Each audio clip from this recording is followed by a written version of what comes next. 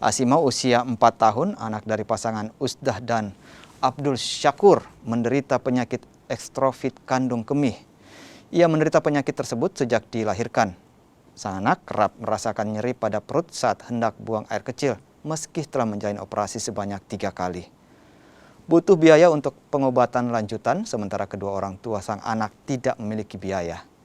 Abdul Syakur, ayah dari Asima, bekerja sebagai tukang ojek, sementara sang ibu, Usdah, membantu pekerjaan saudaranya di warung. Mereka berharap adanya bantuan dari pemerintah untuk membantu meringankan biaya pengobatan Asima.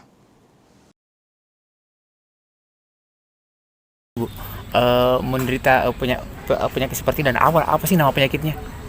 Sejak lahir. Nama penyakitnya estrofi kandung kemih atau estrofi buli-buli. Iya. Itu menurut dokter ya? Iya. Kalau penanganannya sendiri seperti apa Bu sejak lahir sampai sekarang? Waktu lahir itu langsung dioperasi.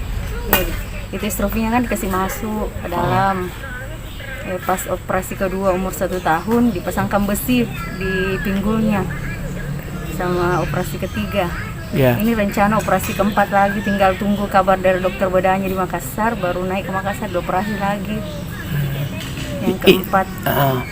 Itu selama masa pengobatan ini Bu, apa sih kendala yang dihadapi? Kendalanya masalah biaya kalau mau naik ke Makassar.